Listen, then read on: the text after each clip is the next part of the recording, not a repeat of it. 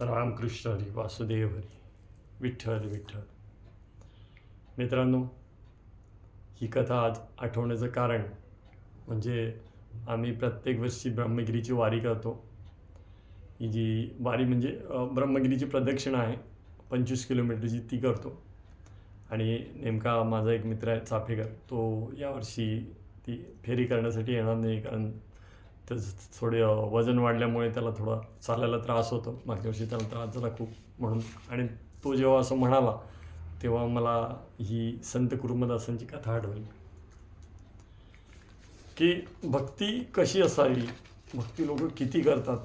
आणि म्हणजे आपले तर हातपाय असतात, संत कुरुमदासांना हातपायसुद्धा नव्हते, तरी त्यांनी जी पंढरपूरची वारी केली त्याची ही कथा आहे. ही माझ्या मित्राला प्रेरणा मिळावी म्हणून मी कथा तुम्हा सर्वांना सांगत आहे. तुम्हालाही प्रेरणा मिळेल आणि आध्यात्मिक प्रवास आहे तो तुमचा अधिक चांगल्या गतीने होईल. संत कुरुमदासांचा जन्म हा पैठण प्रसिद्ध गाव आहे संतांचं, पैठण या गावी झाला. जन्मतःच त्यांना हात कोपऱ्यापासून आणि पाय मांडीपासून नव्हते, डोक्यापासून नव्हते. एखादा ओंडका जसा असावा तसंच ते जन्माला आले. आईने लहानपणापासून त्यांचे लाड केले, पाठीवर घेऊन फिरायच्या, आध्यात्मिक गोष्टी सांगायच्या, चांगले ईश्वरी जे संस्कार करायला पाहिजे ते त्याच्या आईने सर्व त्याच्यावरती केले. गावामध्ये कीर्तन असायचे तर आई त्याला पाठीवरती घेऊन जायची. असंच करता करता कुरुमदास जवळपास 21-22 वर्षाचा तरुण झाला. तरुण कसला तो, अंगाने वाढला, पाय नाही, हात नाही, एवढं देह फक्त जड झाला, देह जड झाला.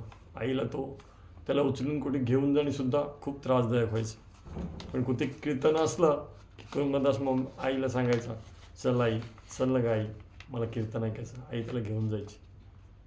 त्या दिवशी असंच संत भानुदास महाराजांचं कीर्तन त्यांच्या गावामध्ये होतं आणि ते कीर्तन ऐकण्याची कुरुमदासांना खूप इच्छा झाली. तेव्हा त्या आईला म्हणे, आई चल ना गं, मला तिकडे घेऊन चल ना, मला सोड ना तिकडे. तर आई कामं करून वैतागलेली होती आणि तिला खूप राग आला की तू एवढा तरुण झालास, ओंडक्यासारखा झालास, एवढा वाढलास, आता मलासुद्धा तुझा त्रास सहन होत नाही. आणि आईने जे नाही बोलायला पाहिजे तेच कुरुमदासांनी ती बोलली. पण त्या माऊलीलाही नंतर खूप वाईट वाटलं. कुरुमदासाला पण वाईट वाटलं. मग कुरुमदास बोलायला, आई फक्त एकदा मला सोड, याच्यानंतर मी कधी तुझ्याकडे हट्ट करणार नाही. आणि त्या माऊलीने स्वतःचा राग सोडला, त्याला पाठीवरती घेतला आणि जो सभामंडप होता, जिथे कीर्तन मंडप होता, तिकडे नेऊन सोडलं.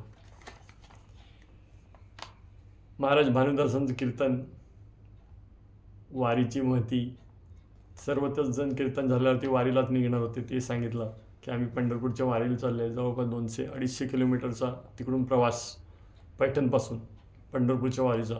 काही छोटा प्रवास नाही. आपण गाडीने निघालो तरी काही तास जातात, अनेक तास जातात. त्यावेळी लोक पायी, आतासुद्धा पायी दिंडी करतात, वारी करतात. पांडुरंगाची माहिती, आणि हे सगळं ऐकून कुरुमदासाच्या मनामध्ये वारी करण्याची प्रचंड इच्छा निर्माण झाली. कीर्तन संपले, सर्व लोक आपल्या घरी गेले. कुरुमदास तिकडेच होता, आई घ्यायला आलेली नव्हती.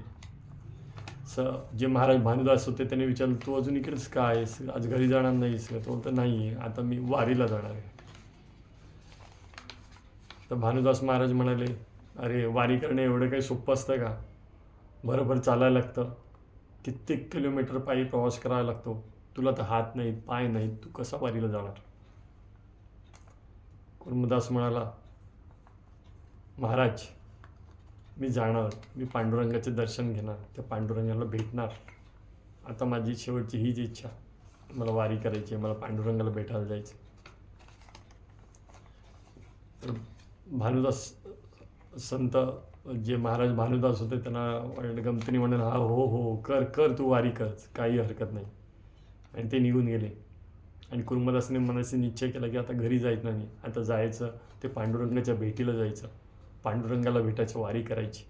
आणि तो तसाच सरपटत, हात नाहीत, पाय नाहीत, एखाद्या किड्याप्रमाणे सरपटत सरपटत तिकडून निघाला.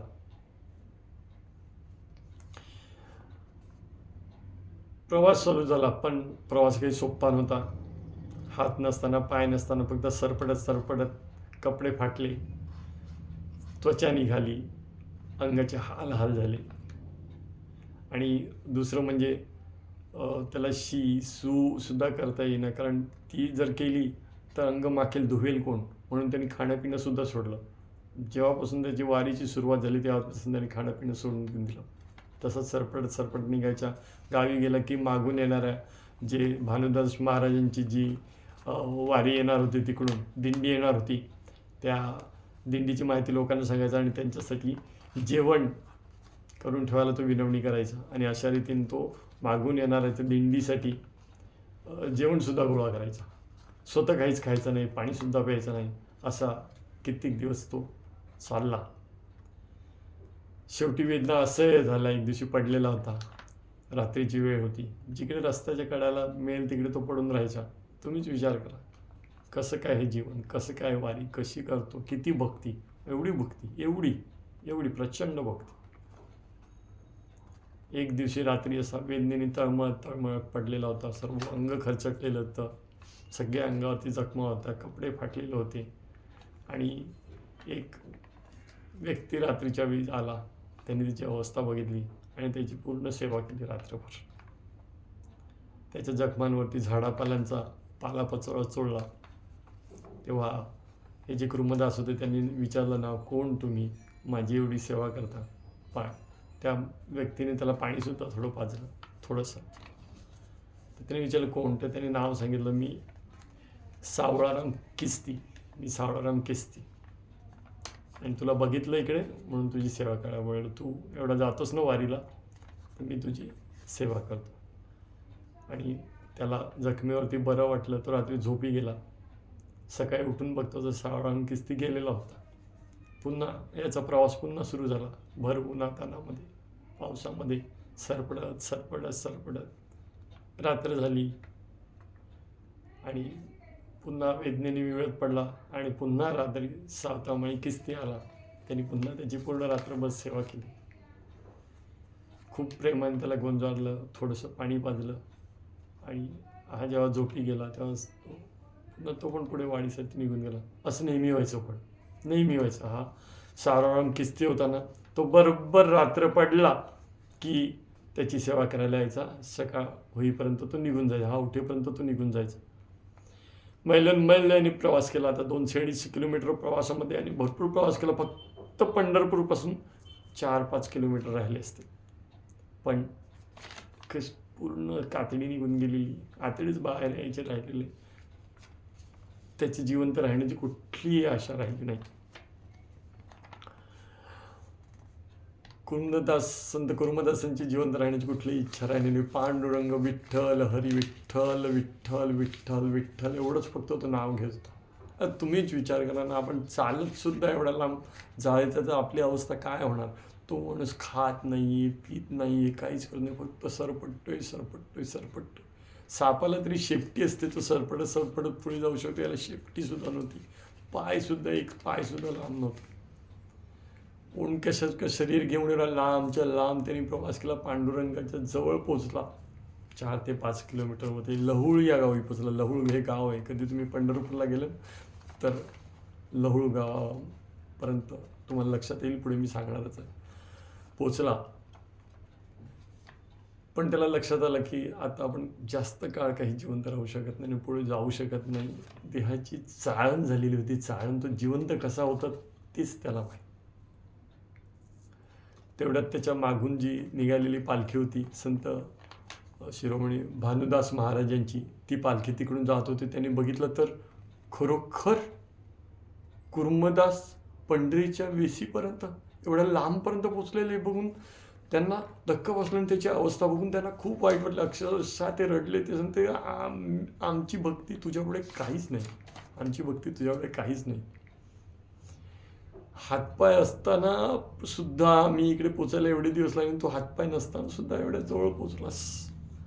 आणि त्याची अवस्था एवढी वाईट, नको आम्ही तुला आता उचलून घेऊन जातो. तेव्हा कुर्मदास बोला, नाही, माझ्याकडे आता वेळ राहिला नाही, मी आता जिवंत राहू शकत नाही, या देहामध्ये काहीच राहिलं नाही जिवंत राहण्यासाठी. माझा मृत्यू मला समोर दिसतो. फक्त माझ्या पांडुरंगाला एकच विनंती करा, त्याला माझा नमस्कार सांगा. आणि तुमच्या भेटीसाठी मी येण्याचा प्रयत्न केला, मी पोचू शकलो नाही, पण माझा तुम्हाला नमस्कार आहे. माझी वारी इकडेच संपते. पांडुरंग हरी विठ्ठल, हरी विठ्ठल, विठ्ठल विठ्ठल.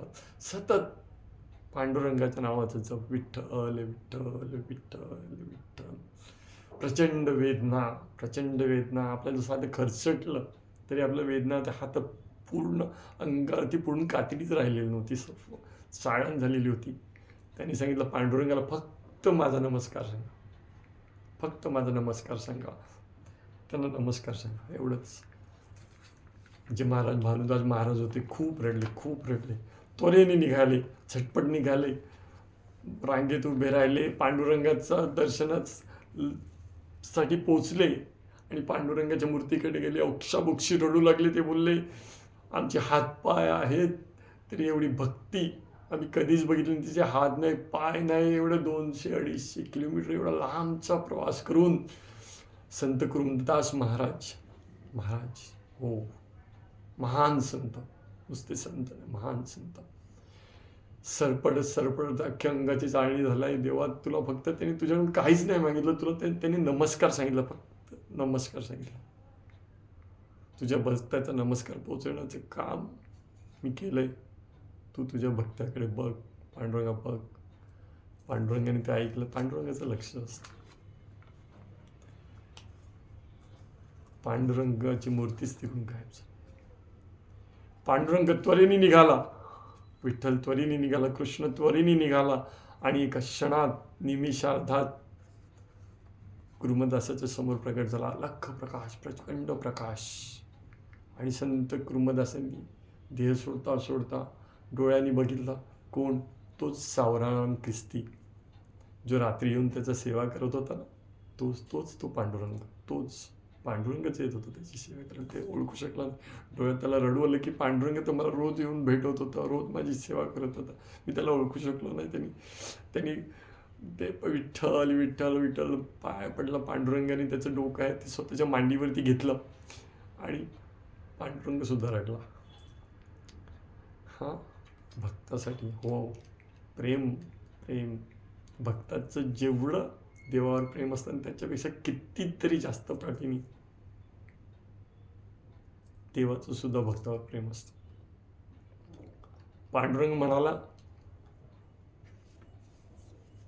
माग, तुला काय पाहिजे ते माग. जगामध्ये अशी कुठली गोष्ट नाही जी मी तुला देऊ शकत नाही. तू माग, फक्त तू सांग तुला काय पाहिजे. तुला हात पाहिजे, पाय पाहिजे, ऐश्वर्य पाहिजे, तुला इंद्रपद पाहिजे, जे पाहिजे ते माग, मी तुला सगळं देईन.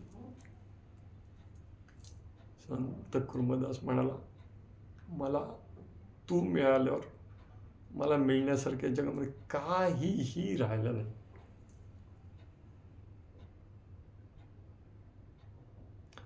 माझ्या जीवनाची सुरुवात पण तू आहेस, माझ्या जीवनाचा शेवट पण आहेस. तुझ्या मांडीवरती मी डोकं ठेवून प्राण सोडतोय, याच्यापेक्षा मोठी गोष्ट माझ्यासाठी काही नाही.